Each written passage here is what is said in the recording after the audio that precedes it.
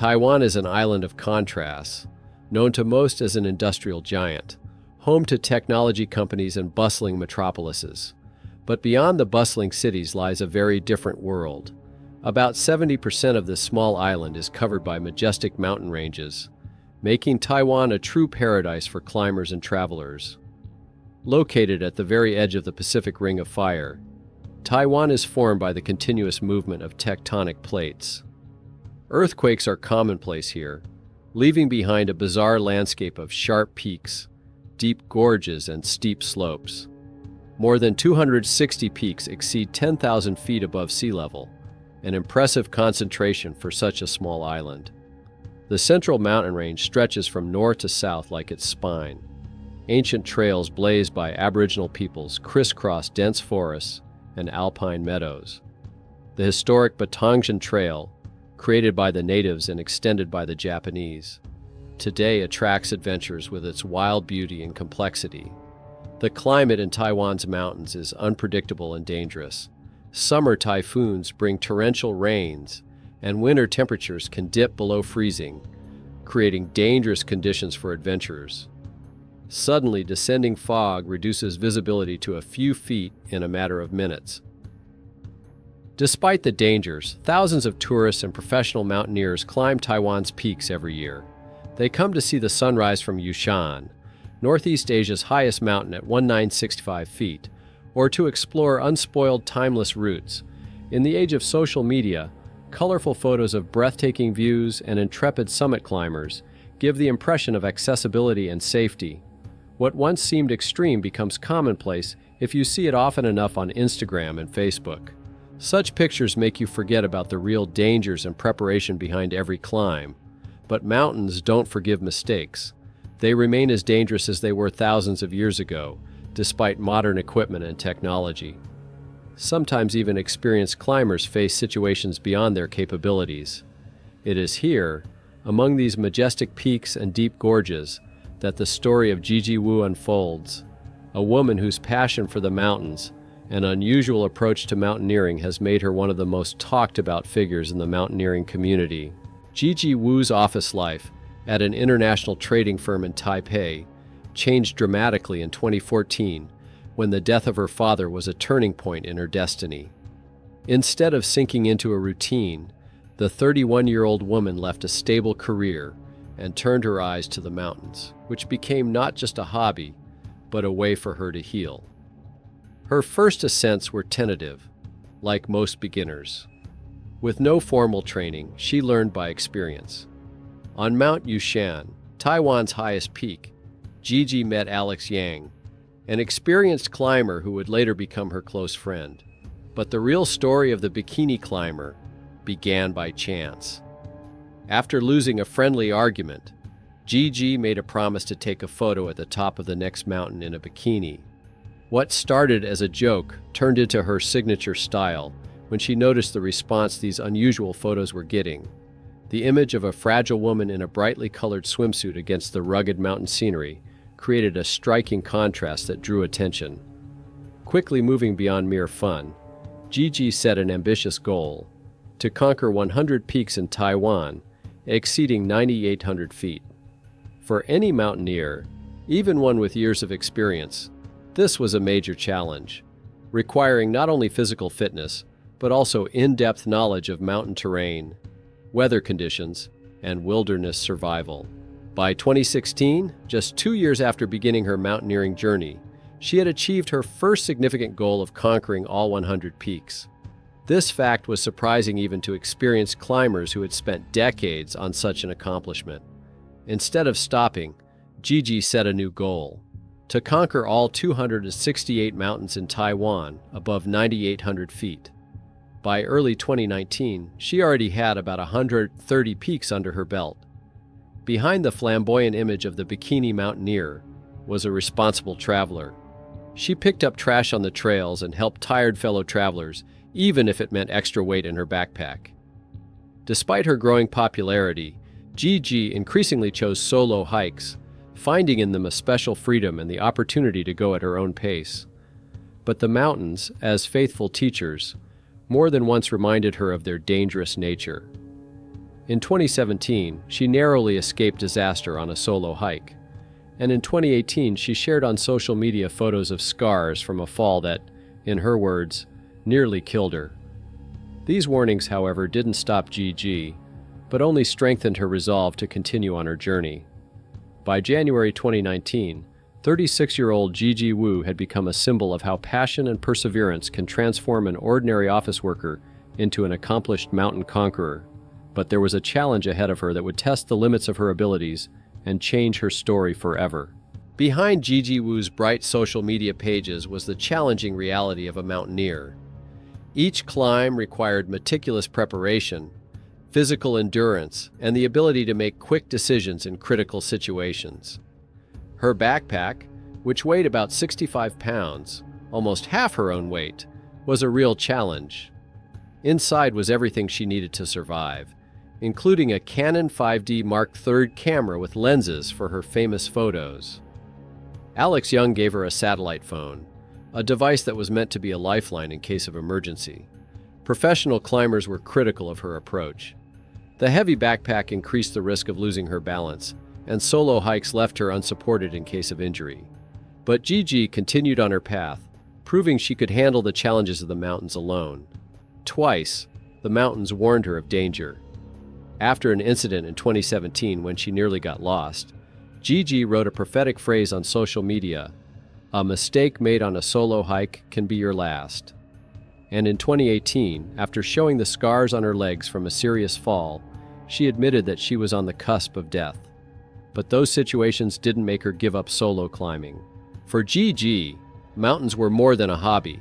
They were her passion, her medicine, her way of life. Friends saw her change, growing stronger with each hike, finding freedom, challenge, and meaning in the mountains. In early 2019, a new goal was a route through Jupen National Park, which included the historic Batongan Trail and several unauthorized sections rarely visited even by experienced climbers. On January 11, 2019, Gigi Wu began what was planned as a 2-week journey. Her backpack loaded with everything she needed, she sent a message to friends with her itinerary, promising to contact them upon her return. The first few days of the hike passed without incident, but as she went deeper into the more remote and wilder areas of the park, communication became increasingly irregular. On January 19th, the 9th day of the hike, Gigi Wu reached a spot where a regular trail gave way to an unauthorized route. The weather, which was predicted to remain sunny, began to change rapidly. Fog was descending on the slopes, visibility was decreasing, and the first drops of rain heralded bad weather. Standing at the crossroads between a safe return and the uncharted road ahead, Gigi made the choice that would determine her fate. She continued toward Mount Jupen, where the biggest challenge of her life awaited her. On January 19, 2019, the sky above Mount Jupen was gradually covered with clouds. What started as a minor weather deterioration quickly turned into a serious threat. Visibility was decreasing by the hour, and the trail was becoming dangerously slippery in the increasing rain. Gigi Wu advanced down the mountainside with the caution of an experienced mountaineer. Under the weight of her backpack, each step required concentration. She was at about 7,800 feet above sea level, in a section where the official trail had long since been left behind. Here, on an ancient path laid out by the Kalabuan natives, nature ruled undivided. The trail narrowed, winding between boulders and trees, clinging by their roots to the steep slope. A narrow gorge could be seen a few dozen meters below. Normally, an experienced climber would have had little difficulty on this section, but today everything was against her. The weather, the weight of her gear, the fatigue of 9 days of travel. The moment that changed everything came suddenly. Whether it was a slippery rock, a wrong step, or an accidental loss of balance, the exact cause was unknown. In an instant, Gigi Wu felt the ground slipping away from under her feet and the heavy backpack pulling her down the slope. The fall was swift and unstoppable. After flying about 100 feet, she landed on a narrow rock ledge, the only thing separating her from falling into a deep gorge with little chance of survival. The shock of the impact was quickly replaced by the realization of the situation. She couldn't move her legs. A sharp pain pierced her lower body, signaling serious injury. The backpack fell nearby, a happy accident that offered a ghostly chance of salvation. Gigi, overcome with pain, reached for the satellite phone, the only connection to the outside world in this remote area with no cellular coverage. At 4:30 p.m. that afternoon, Alex Young's phone rang in Taipei. Calls from Gigi during camping trips were common, but she usually got in touch in the evening when she had already set up camp. Calling too early alerted him. Gigi's voice, punctuated by static, sounded strained. In 30 short seconds, she was able to say the most important thing. She had fallen into a ravine on the side of Mount Jupen, unable to move and in desperate need of help. The connection broke as suddenly as it had begun, leaving Alex with the coordinates of her location and growing anxiety. Without delay, he contacted the authorities, relaying all available information to the Nantou County Fire Department, in charge of rescue operations in Yushan National Park. The coordinates were accurate. The northwest slope of Jupen Mountain, at about 4,900 feet above sea level. But even with this data, the rescue did not promise to be easy. While Alex did his best in Taipei, trying again and again to reach Gigi, she was alone on a narrow ledge of rock. The rain was getting heavier, and the temperature began to drop as evening fell. With each passing hour, her situation grew more desperate. The fog descended, enveloping the mountainside in a dense veil, and then came darkness. Not the city twilight with the soft light of street lamps, but the absolute, impenetrable darkness of the wilderness. Gigi, unable to move, could only wait, hoping that rescue would come before the cold and injuries took their toll. That night on the slope of Mount Jupen, the temperature plunged to 35.6 degrees Fahrenheit. For a person immobilized and wet from the rain, with no way to build a fire or take shelter in a tent, such conditions are deadly. Hypothermia, the gradual cooling of the body, begins to develop imperceptibly but inexorably. As Gigi struggled for life on the mountainside, the rescue operation faced its first obstacles. 3 attempts to get Black Hawk helicopters in the air were canceled due to dangerous weather conditions. Thick fog made flying in the mountainous terrain impossible. The situation was becoming critical. The hours were ticking by, and the help Gigi Wu had so hoped for was still far away. In loneliness, cold, and darkness, the longest night of her life began. A night that would test the limits of human endurance and make her wonder, what happens to a person when all that remains is one hope? The dawn of January 20th brought not relief, but a new wave of anxiety. The fog on the slopes of Mount Jupen had not cleared, and the rain continued with the same vigor. The temperature remained low, only 37 degrees Fahrenheit. In such conditions, even professional rescuers realized that time was working against them. The Nantou County Fire Department took over the coordination of the rescue operation. Taiwan's National Air Rescue Corps tried again to raise the Black Hawk helicopters, but without success. It became clear the only way to reach Gigi Wu was on foot. Such a difficult mission required not just rescuers, but people who knew the area like the back of their hand. They chose the Kalibuang people, the indigenous mountain people of Taiwan, whose ancestors had lived there for centuries. 2 experienced guides from the Kalibuang tribe and a professional firefighter formed the first search party. In the early morning hours, a blue pickup truck slowly climbed the winding mountain roads, taking the rescuers higher and higher into the mountains. They had reached 7,900 feet, the highest elevation the vehicle could reach. The next step was to walk, carrying about 45 pounds of rescue equipment, ropes, stretchers, medical supplies, food and water. A second team of rescuers moved in behind, ready to support the first group. Their job was to establish additional communication points and ensure the victim could be evacuated if she could be found. The rescuers' path took them along rain-washed paths, through slippery slopes and dense undergrowth. Every step required extreme caution. One mistake could turn the rescuers into casualties. But the Kalibuan representatives confidently led the group. using knowledge passed down from generation to generation.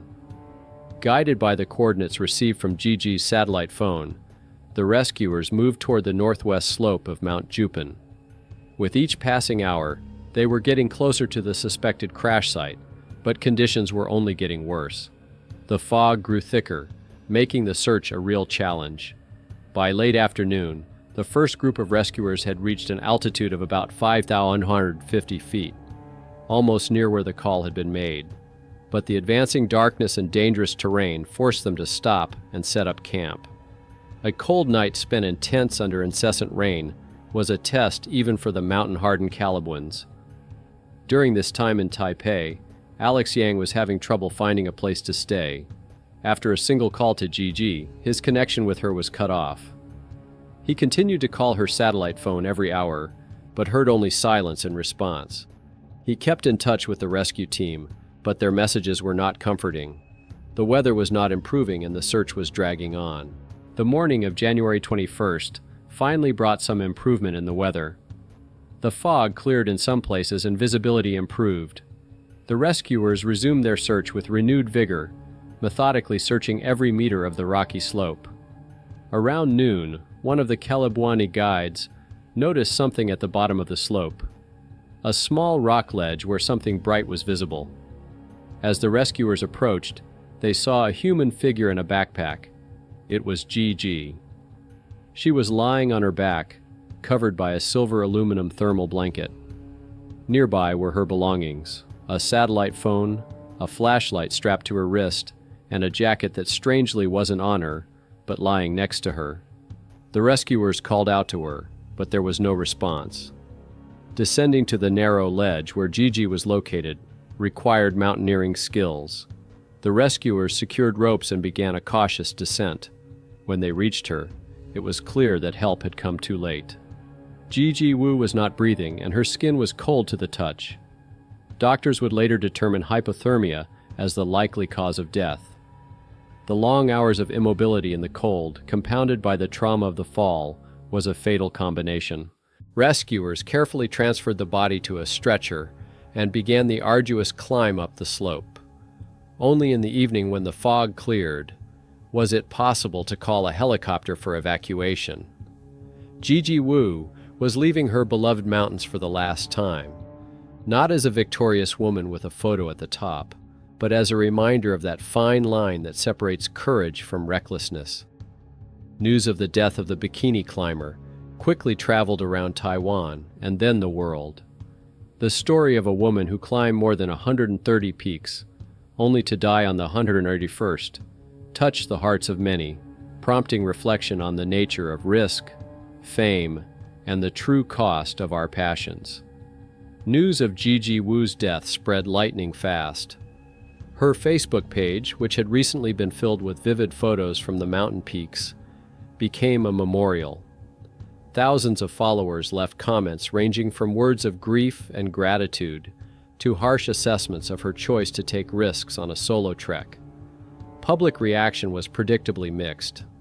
For many, Gigi became a symbol of female strength and courage, proof that mountains are conquered not by gender, but by spirit and determination.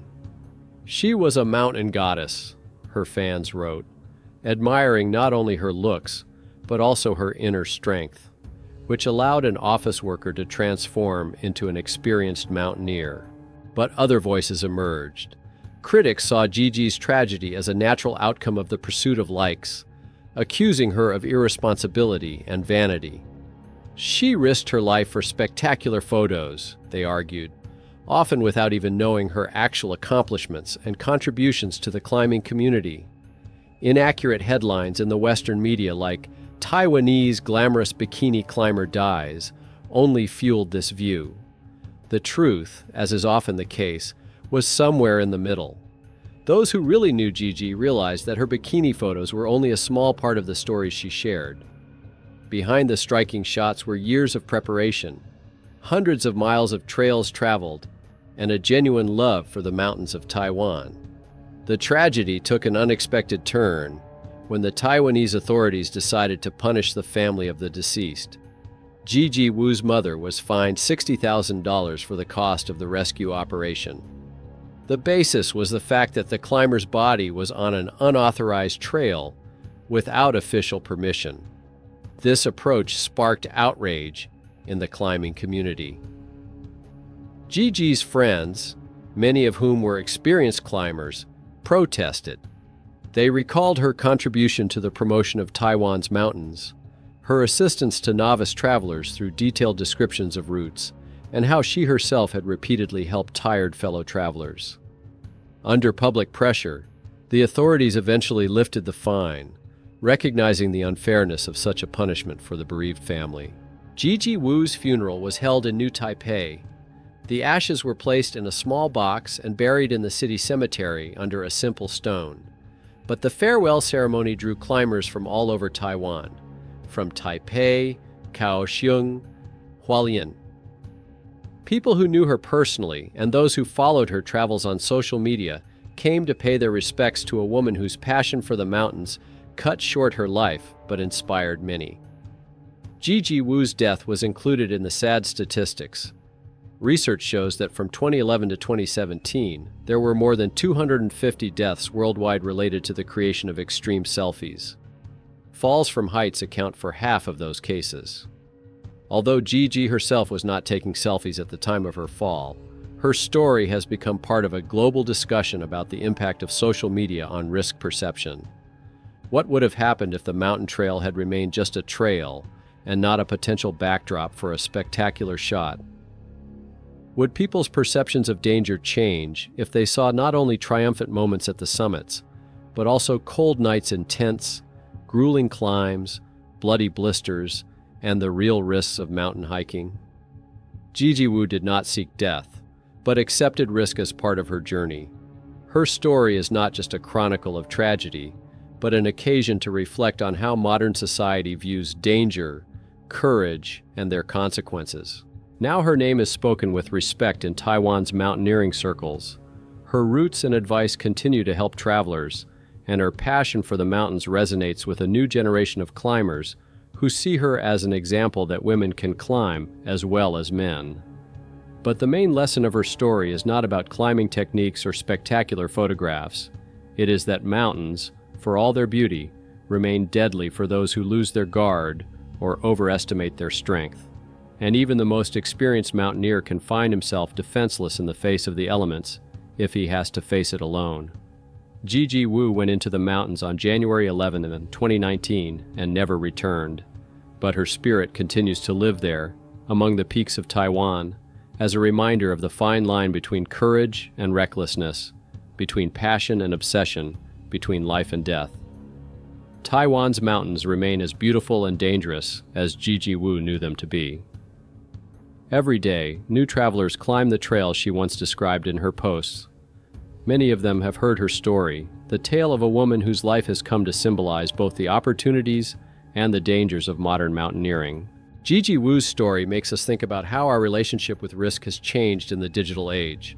When majestic peaks and dangerous routes become just a backdrop for the perfect Instagram shot, the line between true adventure and the pursuit of virtual recognition blurs.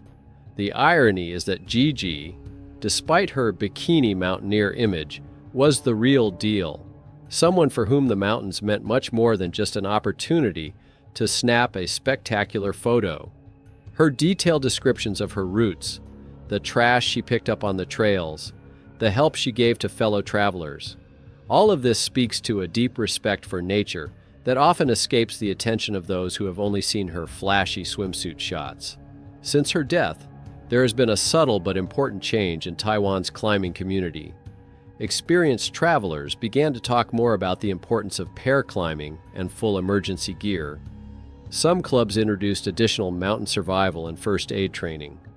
The GI tragedy did not lead to bans or strict restrictions. Rather, it was a catalyst for a more informed approach to risk.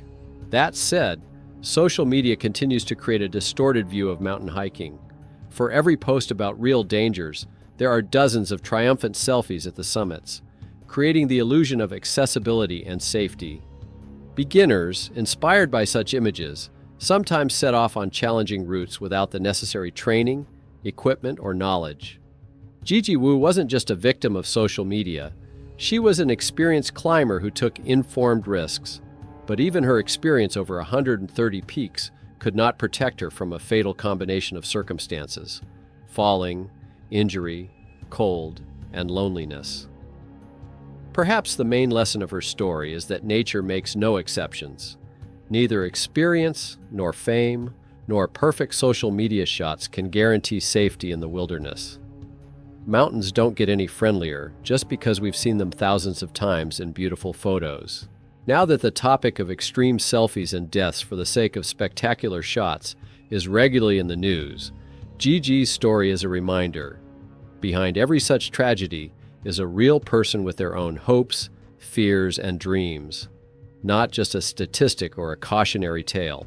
Ultimately, everyone who ventures into the mountains is forced to find their own balance between courage and caution, between striving for achievement and respecting their own boundaries.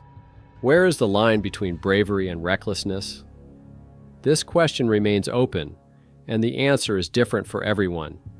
Gigi Wu found freedom, healing, and ultimately, destiny in the mountains. Her story, like the trail she traveled, lives on, a reminder of the beauty and ruthlessness of the world around us, of the fine line between triumph and tragedy, and of the fact that even in the age of instant messaging and global connectivity, we can still find ourselves completely alone, one-on-one with a wilderness that does not forgive mistakes. This is the story of Gigi Wu, a woman who turned an ordinary argument into a unique path, climbed more than 130 peaks, and left an indelible mark on the history of mountaineering. Do you think Gigi's choice to continue hiking alone was an act of courage or recklessness? If social media didn't exist, would she have risked her life as often? What is more important, to live a long, safe life or a short but full of passion and accomplishment? And who has the right to judge that choice? I look forward to your thoughts in the comments. Whether you agree with me or not, every opinion is valuable and helps us better understand and adjust our approach to the stories we tell. If you like this story, don't forget to put a like and subscribe to the channel. Take care, and don't forget, sometimes the bravest decision is knowing when to stop. See you in the next episodes.